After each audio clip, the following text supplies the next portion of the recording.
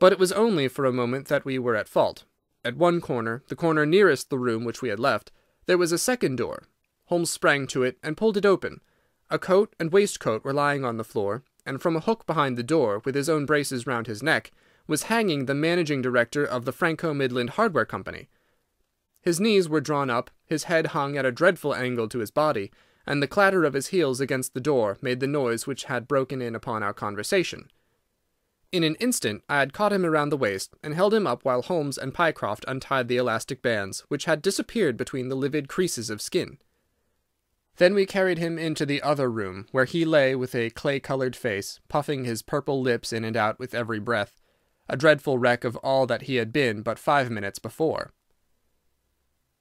"What do you think of him, Watson?" asked Holmes.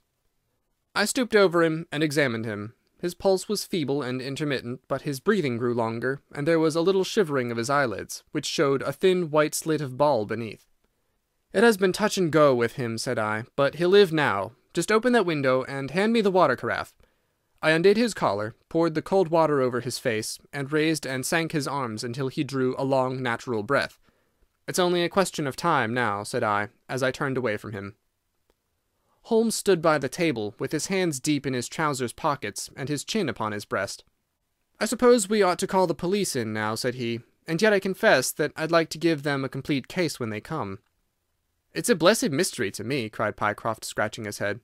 "Whatever they wanted to bring me all the way up here for, and then—" "Pooh, all that is clear enough," said Holmes impatiently. "It is this last sudden move. You understand the rest, then?" "I think that it is fairly obvious. What do you say, Watson?" I shrugged my shoulders. "I must confess that I am out of my depths," said I. "Oh, surely, if you consider the events at first, they can only point to one conclusion." "What do you make of them?" "Well, the whole thing hinges upon 2 points. The first is the making of Pycroft write a declaration by which he entered the service of this preposterous company. Do you not see how very suggestive that is?" "I am afraid I miss the point." "Well, why did they want him to do it? Not as a business matter, for these arrangements are usually verbal, and there was no earthly business reason why this should be an exception. Don't you see, my young friend, that they were very anxious to obtain a specimen of your handwriting, and had no other way of doing it?" "And why?" "Quite so. Why? When we answered that, we have made some progress with our little problem. Why? There can be only one adequate reason. Someone wanted to learn to imitate your writing, and had to procure a specimen of it first. And now, if we pass on to the second point, we find that each throws light upon the other. That point is the request made by Pinner that you should not resign your place, but should leave the manager of this important business in the full expectation that a Mr. Hall Pycroft, whom he had never seen, was about to enter the office upon the Monday morning." "My God!" cried our client, "what a blind beetle I've been!" "Now you see the point about the handwriting. Suppose that someone turned up in your place who wrote a completely different hand from that in which you had applied for the vacancy. Of course, the game would have been up. But in the interval the rogue had learned to imitate you, and his position was therefore secure, and I presume that nobody in the office has ever set eyes upon you." "Not a soul," groaned Hall Pycroft. "Very good. Of course it was of the utmost importance to prevent you from thinking better of it, and also to keep you from coming into contact with anyone who might tell you that your double was at work in Mawson's office. Therefore they gave you a handsome advance on your salary, and ran you off to the Midlands, where they gave you enough work to do to prevent your going to London, where you might have burst their little game up. That is all plain enough." "But why should this man pretend to be his own brother?" "Well, that is pretty clear also. There are evidently only 2 of them in it. The other is impersonating you at the office. This one acted as your engager, and then found that he could not find you an employer without admitting a third person into his plot. That he was most unwilling to do. He changed his appearance as far as he could, and trusted that the likeness, which you could not fail to observe, would be put down to a family resemblance. But for the happy chance of the gold stuffing, your suspicions would probably never have been aroused." Hall Pycroft shook his clenched hands in the air. "Good Lord!" he cried. "While I've been fooled in this way, what has this other Hall Pycroft been doing at Mawson's? What shall we do, Mr. Holmes? Tell me what to do." "We must wire to Mawson's." "They shut at 12 on Saturdays." "Never mind. There may be some doorkeeper or attendant." "Ah, yes, they keep a permanent guard there on account of the value of the securities that they hold. I remember hearing it talked of in the city." "Very good. We shall wire to him and see if all is well, and if a clerk of your name is working there. That is clear enough, but what is not so clear is why at sight of us one of the rogues should instantly walk out of the room and hang himself." "The paper," croaked a voice behind us. The man was sitting up, blanched and ghastly, with returning reason in his eyes, and hands which rubbed nervously at the broad red band which still encircled his throat. "The paper, of course!" yelled Holmes in a paroxysm of excitement.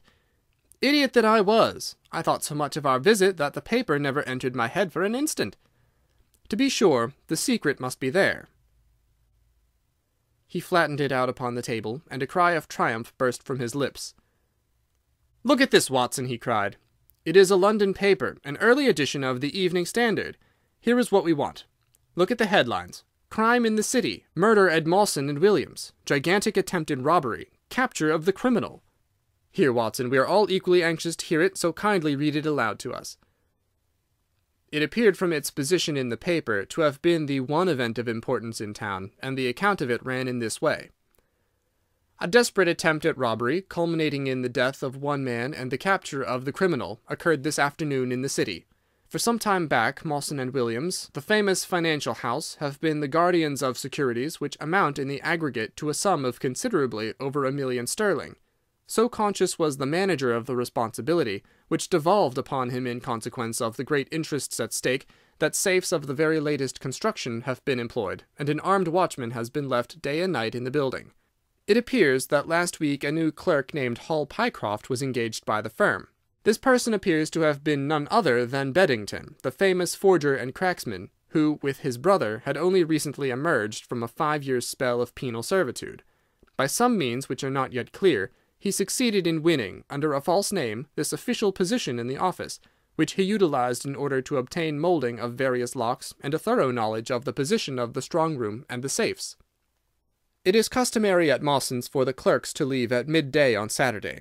Sergeant Tucson of the city police was somewhat surprised, therefore, to see a gentleman with a carpet-bag come down the steps at 20 minutes past 1. His suspicions being aroused, the sergeant followed the man, and with the aid of Constable Pollock succeeded, after a most desperate resistance, in arresting him. It was at once clear that a daring and gigantic robbery had been committed. Nearly £100,000 worth of American railway bonds, with a large amount of scrip in mines and other companies, was discovered in the bag. On examining the premises, the body of the unfortunate watchman was found doubled up and thrust into the largest of the safes, where it would not have been discovered until Monday morning had it not been for the prompt action of Sergeant Tucson. The man's skull had been shattered by a blow from a poker delivered from behind. There could be no doubt that Beddington had obtained entrance by pretending that he had left something behind him, and having murdered the watchman, rapidly rifled the large safe, and then made off with his booty.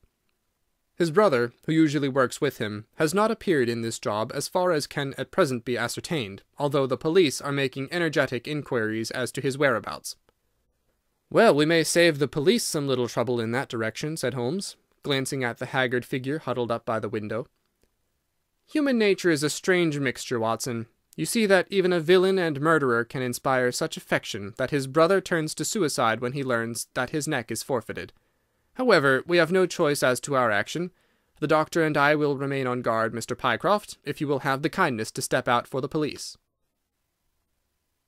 End of Adventure 3. The Stockbroker's Clerk.